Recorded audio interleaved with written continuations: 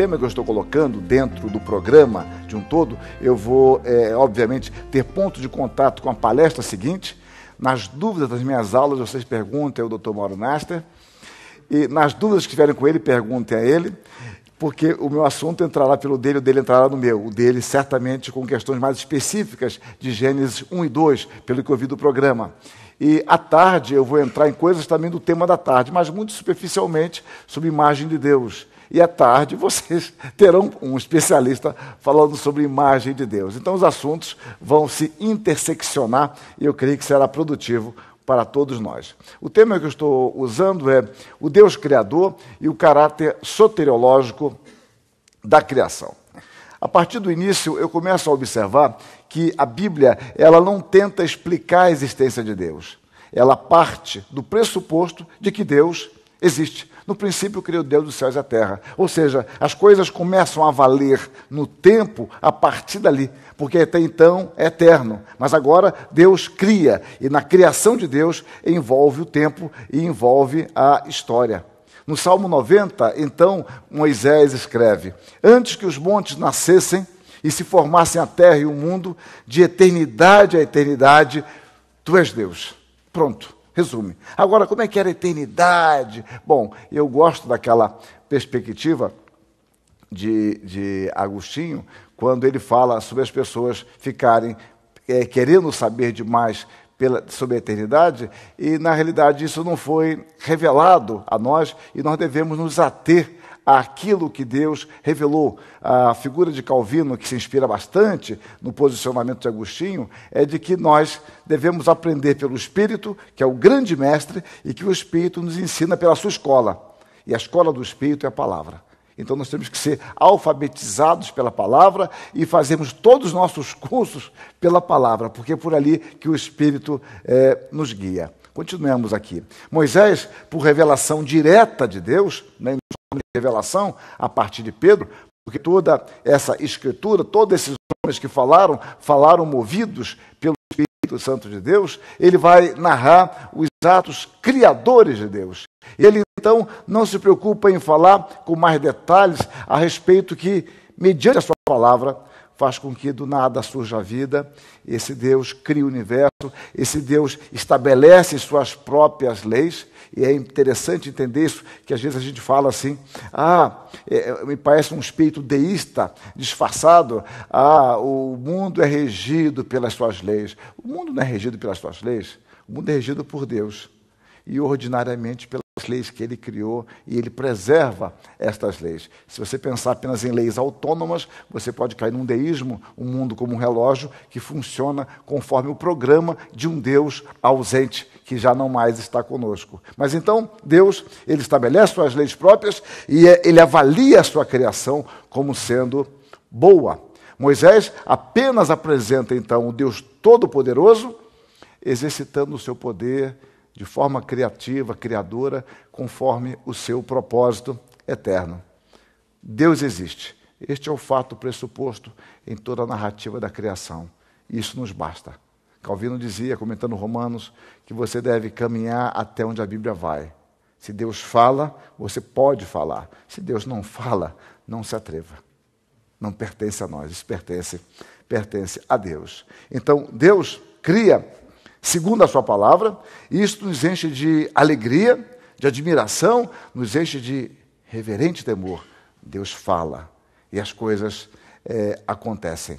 A palavra de Deus é um verbo criador, que manifesta a determinação e o sábio poder de Deus. É interessante vocês verem a Deus falando por meio da sua palavra para criar, e Deus nos recria por meio da palavra. 1 de Pedro 1:23, é muito interessante isso.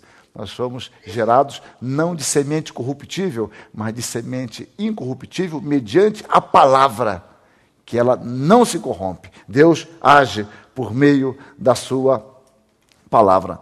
O Catecismo Maior de Westminster, quando trata da questão qual é a obra da criação, resume: a obra da criação é aquela pela qual, no princípio e pela palavra do seu poder, Deus fez do nada o mundo e tudo quanto nele há, para si, um espaço de 6 dias. E tudo muito bom, conforme a avaliação do próprio Deus. Estudemos, então, alguns aspectos da ação criadora de Deus, entendendo sempre que conhecer as ações de Deus significa conhecer o próprio Deus. Porque Deus, ele age sempre em harmonia com a sua essência. Conhecer os atos de Deus envolve conhecer aspectos do caráter de Deus. Ele age segundo as suas perfeições e ele se dá a conhecer, ainda que não exclusivamente, obviamente, mas de forma natural, por meio da sua criação.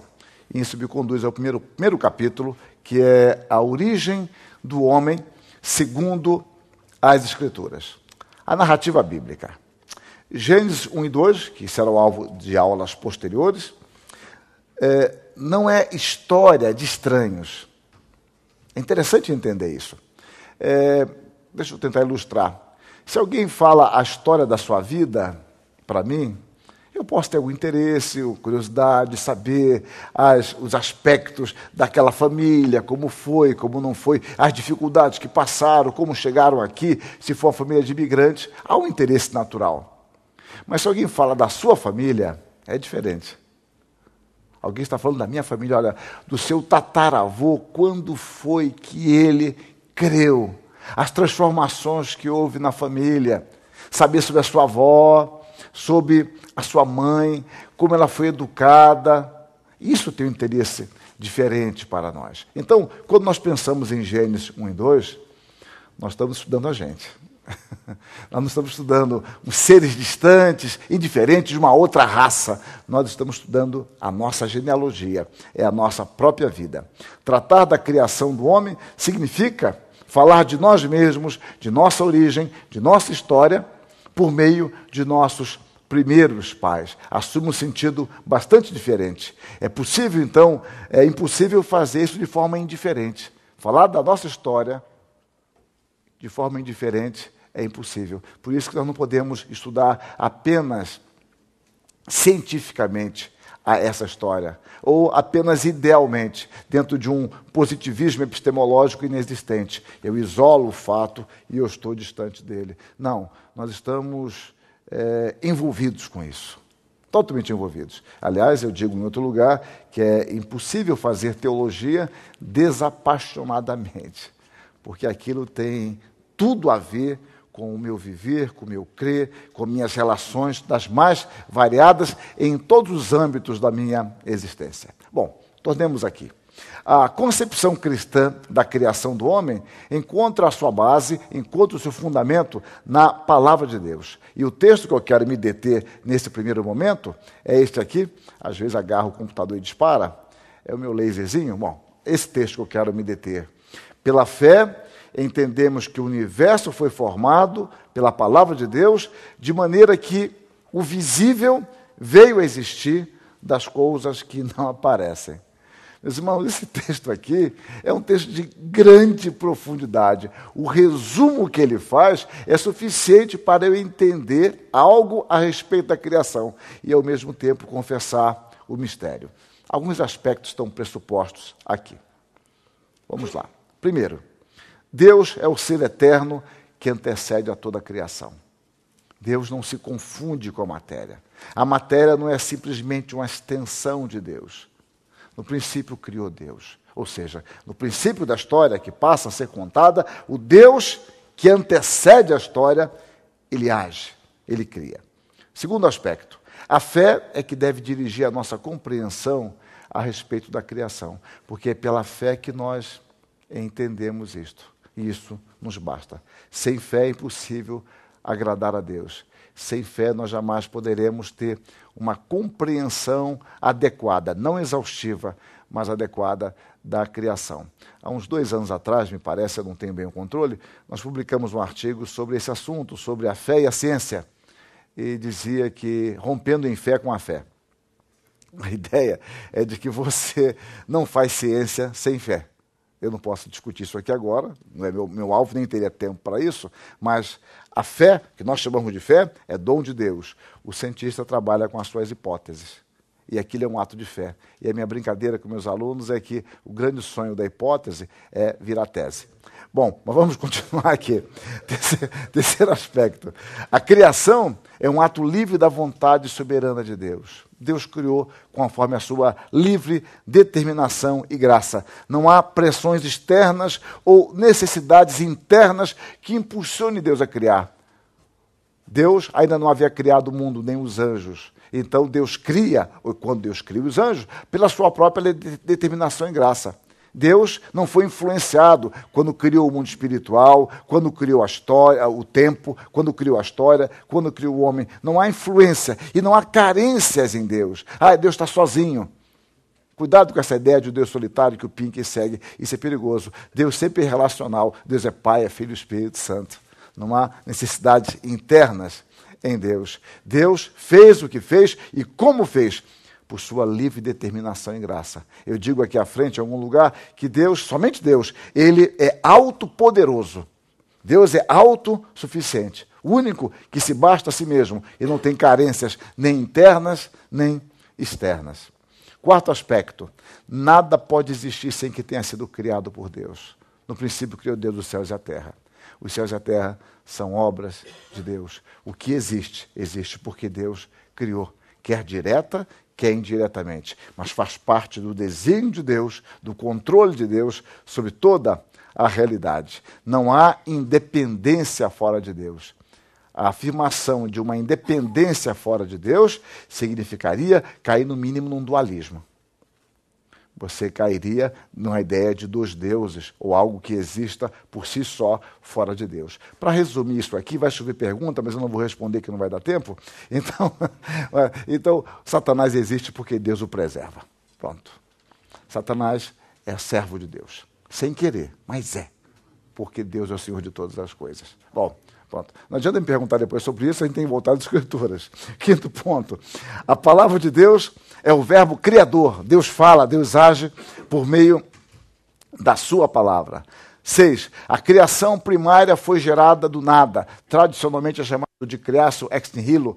Não é uma expressão bíblica, mas é uma expressão que quer dizer que a matéria não tem poder em si mesma para se gerar. É Deus quem cria do nada. E do nada não é no sentido de algo que poderia vir a existir por si próprio ou que não era perceptível. Não. É um Deus que daquilo que não existe e não existiria, Ele cria. Ele tem todo o poder. No princípio criou Deus os céus e a terra. Ele criou de forma tal que isso é incompreensível a nós. A possibilidade de algo vir a existir fora de Deus elimina Deus como Deus. Ou Deus criou do nada, ou ele não é Deus. A menos que ele determine usar formas secundárias, como ele usou para criar a mulher. Ele usa uma forma partindo do que ele mesmo criou. Mas se algo pode existir por si só, elimina Deus como Deus. Ou pelo menos colocaria esse Deus como um ser concorrente, tendo outros deuses. Então, aqui nós temos a confissão de um mistério, não a sua explicação. Ou seja, você trabalha, como, por exemplo, entre tantas doutrinas, quando você trabalha com a doutrina da Trindade, você trabalha com boias. E é interessante estudar Calcedônia. Você tem boias. Olha, eu não sei explicar tudo, mas eu tenho as boias, os limites por onde eu posso caminhar com alguma segurança. 7º aspecto. A criação se distingue de Deus, não sendo sua extensão, eu já falei isso, mas o resultado de sua vontade e poder. Porque se a criação for uma extensão de Deus, nós cairíamos no panteísmo, que é Spinoza e Hegel, que se discute bastante isso, né? A ideia de Hegel, a meu ver, é uma ideia panteísta. Bom, vamos lá. Algumas dessas verdades se depreendem também das narrativas da criação, registradas em Gênesis 1 a 2, 25, e outros textos bíblicos. Eu apenas indico ali algumas dezenas de textos bíblicos que falam sobre isso, né? Mas isso é tranquilo vasculhar as Escrituras e encontrar. Sabemos que a Bíblia ela não tem a pretensão de fazer ciência. A Bíblia, ela trabalha com um ponto de vista fenomenológico, que é a forma mais simples de você trabalhar. Porque assim a narrativa é compreendida em qualquer época. Aí alguém pode me perguntar, mas o que quer dizer um ponto de vista fenomenológico? É simples, é você dizer como o fenômeno ocorre. Como é que nós percebemos o fenômeno? Ah, vem de cima, vem de baixo, é rápido, é lento. Então, quando eu descrevo o fenômeno assim, em qualquer época eu entendo isto, porque a linguagem fenomenológica é usada. Ou vocês pensam que o cientista, o físico, ele fala sempre em termos físicos, fica corrigindo, ninguém suportaria alguém assim. Ele não encontraria mais espaço físico para conviver com a gente, porque se ele agisse dessa forma. Então a linguagem fenomenológica, ela é compreensível. E diria mais, se a Bíblia fosse registrada em termos científicos, ela já teria sido entendida hoje? Eu creio que não. Porque muito do que é científico hoje é a lenda de amanhã. Então percebam. A única ciência absoluta está em Deus. Se a Bíblia fosse escrita em ciência absoluta, nós não teríamos chegado a ela ainda. Então ela continuaria sendo ignorada por nós. Até hoje nós estaríamos especulando, e sem algo compreensível, de forma que atentasse para as nossas necessidades e possibilidade de compreensão. Então a Bíblia trabalha com a linguagem fenomenológica, e essa linguagem fenomenológica nós podemos entendê-la, compreendê-la como ela se mostra a nós. Então não há divergência real entre a genuína ciência e a correta interpretação da Bíblia, já que Deus é o Senhor de toda a verdade. Repare que cada conceito pró ou contra as Escrituras, ou a respeito das Escrituras, trazem pressupostos. Cada conceito traz pressupostos. Então, para nós, toda verdade é verdade de Deus. Isso já é esboçado por Justino Marte, desenvolvido por Agostinho, depois sistematizado por Calvino, e depois disso seguiu a tradição cristã. Toda verdade é de Deus, não há contradição em verdade. Por quê? Deus e a sua palavra não é apenas verdadeiro. Deus é a verdade. Eu discuto sobre isso no meu livro, sobre a tua palavra é a verdade. É que a palavra de Deus é a verdade. Para que alguma coisa seja verdadeira, é preciso que haja o padrão de verdade para que possa referendar aquilo como verdadeiro. Se não houver um padrão de verdade, eu não posso saber se algo é verdadeiro. Por isso, onde não há verdade, não existe erro, não existe heresia. É um assunto interessantíssimo de descobrir, trabalhar com ele. Se toda a verdade é de Deus, e em Deus não há contradição, eu posso não entender as conexões de todas as coisas, mas eu sei que há uma harmonia, porque o nosso Deus é um Deus de harmonia, então eu posso estar tranquilo. A ciência de hoje poderá ser a lenda de amanhã. A minha interpretação bíblica hoje pode estar equivocada. Daí é preciso cautela e humildade e pedir a Deus discernimento. Daí aquela grande oração de todo exegeta cristão. Desviando os meus olhos para que eu contemple as maravilhas da tua lei. A lei é maravilhosa. Eu sei que é, mas eu preciso de discernimento. Salmo 119, 11. Mas continuemos aqui. Eu não posso falar assim, semana que vem eu trato como eu faço em aula. Eu tenho que concluir o meu assunto. Então, nós acreditamos na coerência de toda a realidade. A ciência genuína nunca nos afastará de Deus. Antes, ela só encontrará o seu sentido pleno naquele que é o seu Senhor, e para onde todo o real converge e encontra o seu verdadeiro significado. É que Deus confere sentido ao real. Toda a realidade, em todos os níveis, é Deus quem confere sentido. Continuando nessa pequena digressão que eu fiz sobre ciência, vocês observem que a ciência ela evoluiu grandemente a partir do século XVI, porque os cientistas, como diz Schaeffer, eles estavam dentro de um ambiente cristão. E eles sabiam que o nosso Deus é um Deus de harmonia e de perfeição.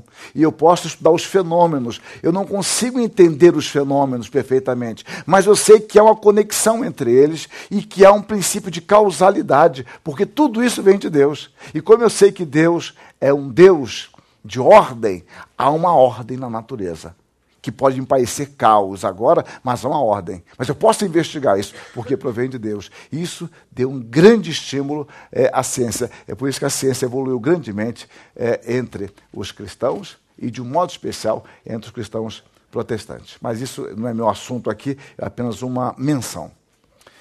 Deus criou o homem conforme o sábio conselho da Trindade.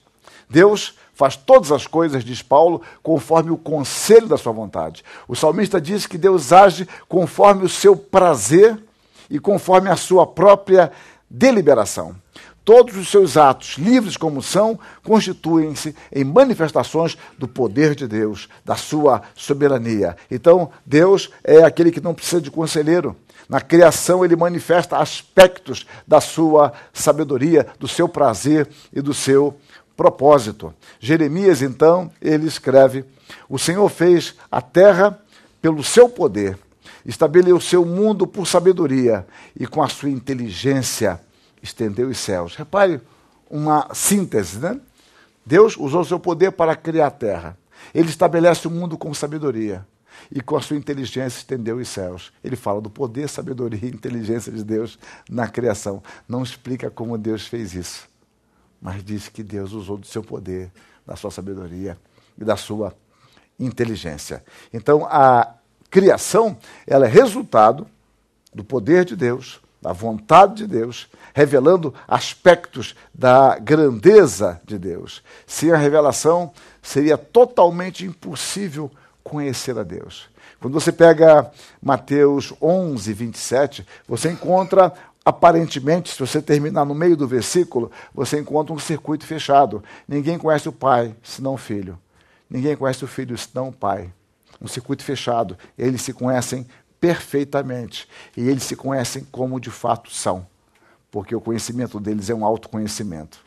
Mas Jesus acrescenta: e aquele a quem o Pai o quiser revelar. Mateus 16, depois, quando Jesus Cristo pergunta: quem são que dizem ser ele?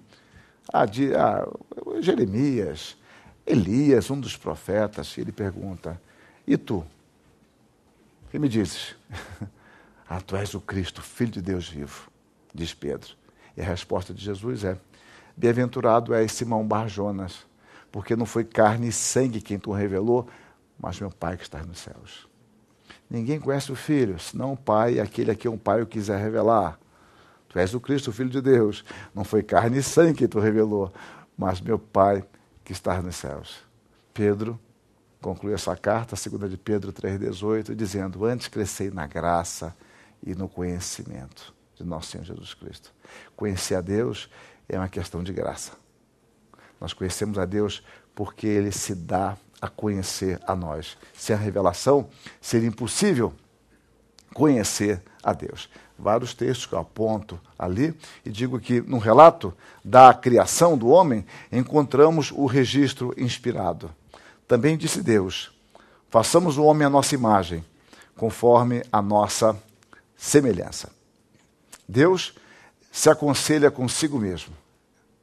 É o único caso. Deus cria todas as coisas, mas quando chega o momento da criação do homem, Deus se aconselha consigo mesmo. Façamos. É Deus dialogando consigo mesmo. Ele vai executar algo que está no seu ponto alto, no ponto máximo. Então Deus se aconselha e delibera consigo mesmo. Ninguém pode aconselhar Deus. Ele mesmo conversa, interage, conforme a sua interação trinitária. Aqui podemos ver a singularidade da criação do homem. Em nenhum outro relato encontramos esta forma relacional. Deus se aconselha consigo mesmo e delibera. Aqui temos o decreto trinitário que antecede o tempo e que agora se executa historicamente, conforme o eternamente planejado. Façamos o homem. Vamos criar agora o homem. Aquilo que faz parte do nosso projeto eterno, vamos agora executar. O façamos de Deus, então, é a execução autodeliberada de Deus em criar o homem. Deste modo, a criação em geral e a criação do homem em especial, nela nós vamos encontrar a concretização do decreto eterno de Deus. Eu gosto muito de citar hinos quando eu estou dando aula ou pregando, porque os hinos, eu não estou discutindo aqui tipos de hinos, se é pequeno ou grande, mas hinos sempre falam de coisas grandes, exceto as doxologias. Mas os hinos, eles reforçam a nossa teologia. E o hino que eu sempre cito, ele nos fala de Deus executa o seu querer de acordo com os seus planos. Né? Ele é chamado de os seus intentos. Né? Os seus intentos cumpre Deus no decorrer dos anos, ele executa o seu querer de acordo com os seus planos. E a história nossa é esta mesmo. Deus, o Senhor que cria, conforme a sua determinação e graça, ele vai executando o seu propósito, ainda que nós não entendamos cada parte, cada faceta, mas eu sei que Deus tem um controle da história, nós falamos isso. E é bom pensar também que Deus tem o controle da história e das circunstâncias. Daí podemos cantar, acasos para mim não haverá, porque as tuas mãos dirigem o meu destino. É o Deus que tem o controle de todas as galáxias, inclusive das galáxias ignoradas, que nós não conseguimos atingir com os telescópios mais potentes. Mas esse Deus cuida no cabelo que cai.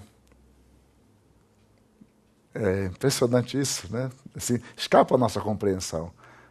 Aquele que habita o alto e o sublime, mas também habita com um contrito e abatido de espírito. Esse é o nosso Deus. Então Deus diz, façamos o homem. E Deus executa o seu querer de acordo com o seu propósito. O homem foi formado por Deus de acordo com a sua sábia e soberana vontade. Davi, contemplando a majestosa criação de Deus, escreveu, graças te dou, visto que por modo assombrosamente maravilhoso me formaste. As suas obras são admiráveis e a minha alma o sabe muito bem. O sabe muito bem. Observem, assombrosamente maravilhoso me formaste. O homem foi criado à imagem e semelhança de Deus. Esse ponto, creio eu, que será aprofundado à tarde com outro professor. Eu vou apenas dar alguns princípios de minha palestra aqui. Os seres criados por Deus, os peixes, aves, animais domésticos, animais selváticos, etc., o foram conforme as suas respectivas espécies. O homem, diferentemente, teve o seu modelo no próprio Deus Criador. Somente o homem e mulher foram criados à imagem de Deus. Eles não são conforme a sua espécie, mas conforme um modelo que é o próprio Deus. Somente o homem pode usufruir e partilhar de um relacionamento pessoal, voluntário e consciente com Deus. Ele pode se relacionar pessoalmente com o seu Senhor.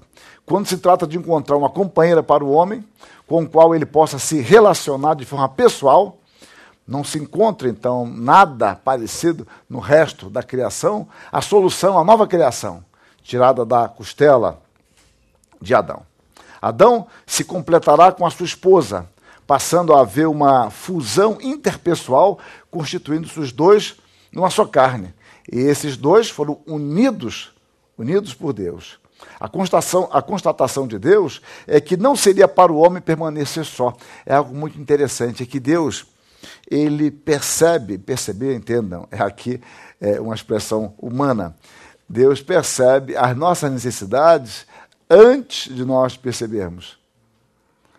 Mudando muitíssimo o que deve ser mudado, é quando um filho adolescente, em geral são muito organizados, né, metódicos, sistemáticos, no seu caos existencial. Então, os adolescentes que estão me ouvindo deem um desconto, é apenas uma brincadeira. Ele vai viajar e a mãe coloca um casaco dentro da malinha dele. Em geral, a mala grande. Se for menina, a mala do tamanho desse tablado aqui. Bom, então, coloca o casaco. Eu não vou precisar estar calor. Não, olha, lá faz frio. Aí, quando ele estiver lá na temperatura amena de 5 graus, aí ele vai lembrar daquele moletom que a sua mãe mandou, que é melhor do que nada, porque ele pensava só no calor. E, de fato, fazer mala é difícil, né? Você é num lugar que está muito frio e fazer mala para um lugar tropical. Ou você está com muito calor e mais na mala para o frio. É complicado isso. Então a mãe fala, olha, leva isso, é preciso. Ah, não, leva, filho, vai ser necessário. Bom, isso é claro, um exemplo bastante frágil, como são os meus normalmente. Mas a ideia de que Deus, ele sabe do que nós precisamos antes de nós percebermos. Então, o homem, pelo que parece, não teve ainda noção de que ele vai precisar de uma mulher. E Deus, então, cria a mulher para o completar, eu vou dizer daqui a pouco, e ela também será completada por ele, e os dois formando a sua carne. Depois eu vou falar algo sobre a mulher, que é muito interessante o que Gênesis diz sobre isso. Bom, é Deus mesmo, então, que percebe uma necessidade ainda imperceptível. O homem não percebe isso ainda, mas Deus sabe de que ele carecerá disso. Tudo na criação era bom, exceto a solidão do homem. O nosso Deus é um Deus relacional. Ele se relaciona consigo mesmo. Há uma relação trinitária eterna. E Deus cria o homem para se relacionar com ele. Mas há um aspecto físico, emocional, mas há também uma questão metafísica, que daqui a pouco eu falo sobre isso. O homem ainda não havia percebido isso, no entanto, Deus sabe que a solidão lhe fará mal.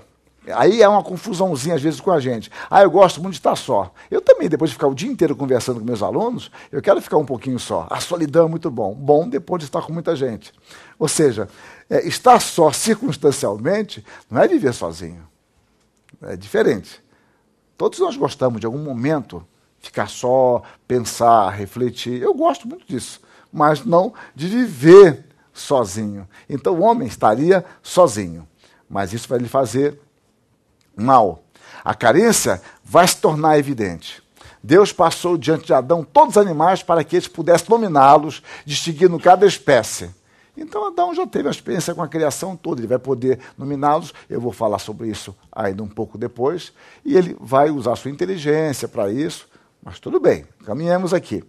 Vemos de passagem, então, a inteligência de Adão, ele tendo condições de discernir as espécies, exercitando a sua capacidade de julgar, atribuindo nomes que certamente estavam relacionados a características essenciais dos animais. Não era aleatório, não. Aquele ali tem cara de jegue. É jegue o nome dele. Não, não vai ser. E outro perguntar de quem é esse jegue. Não, não é essa a questão.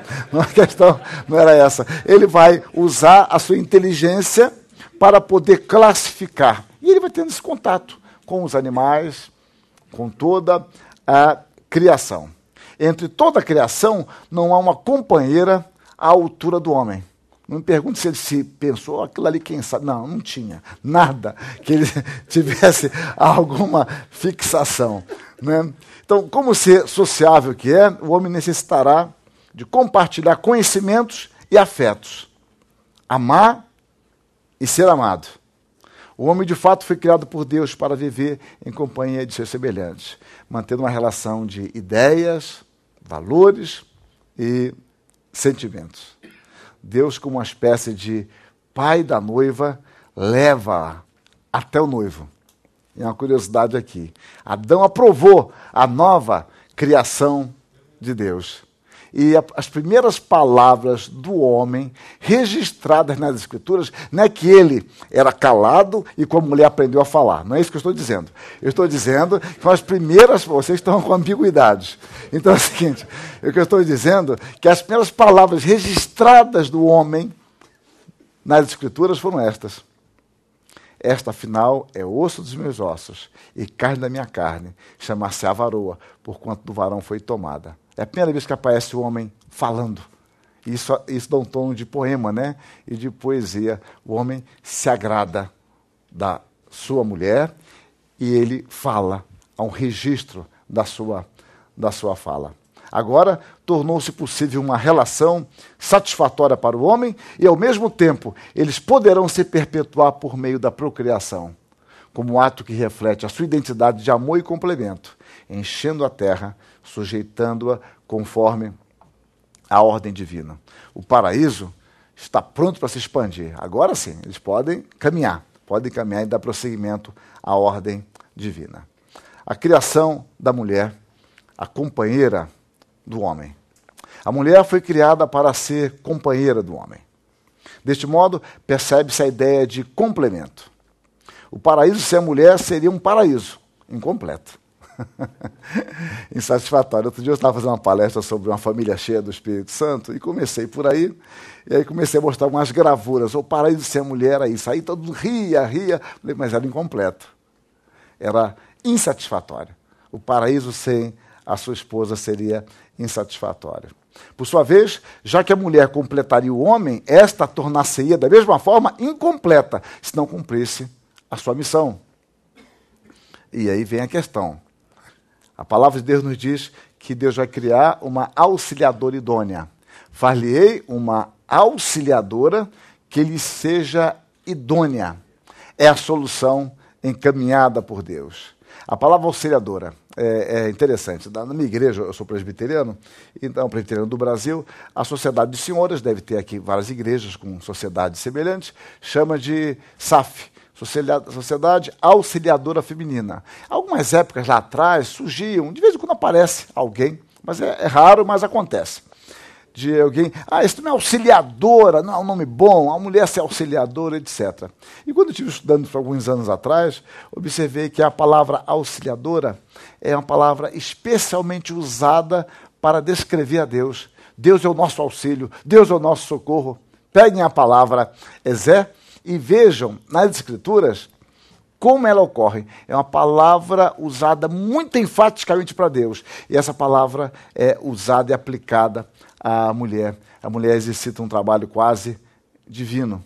E diz mais, idônea, auxiliadora idônea. Quando você diz que a mulher é do contra, calma, tem um certo sentido. A palavra idônea tem sentido de conforme aquilo que corresponde e tem o sentido de contrário, a ideia de contraparte. Quando o povo está diante do Mar Vermelho, ele está diante de.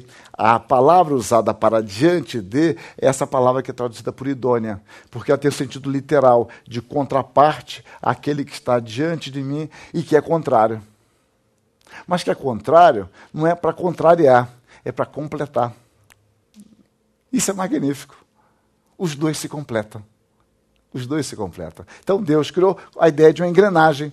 Os dois se completam porque os dois foram feitos, cada um para o outro. Significa, então, como eu já disse, estar em frente, de frente, pode depois olhar Êxodo, Josué, o uso literal da palavra. A mulher foi formada como uma contraparte do homem. É uma semelhança perfeita dele, ainda que lhe seja oposta, no sentido de complemento. É por isso que as nossas esposas, elas vão se enfeiando com o tempo, porque elas vão se assemelhando a gente. Então, quando ela está parecendo com seu marido, é ofensivo. Agora, você está parecendo com sua esposa, muito obrigada, nós estamos melhorando, estamos evoluindo o que é possível melhorar. Tirando a brincadeira, obviamente, a ideia de complemento, os dois vão se completando, e o auxílio está nesse complemento, nesse encaixe.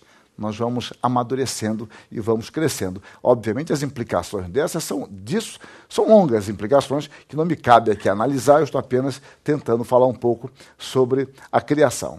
A igualdade entre o homem e a mulher. Eu tenho alguns minutinhos, mas eu vou parar aqui para vocês levantarem o braço, eu faço um apelo, venho à frente, depois volta e a gente senta. Então, assim eu termino a minha primeira aula com uma margem de tempo um pouco diluída, para que depois eu use na segunda parte. Então, assim nós terminamos a nossa primeira aula.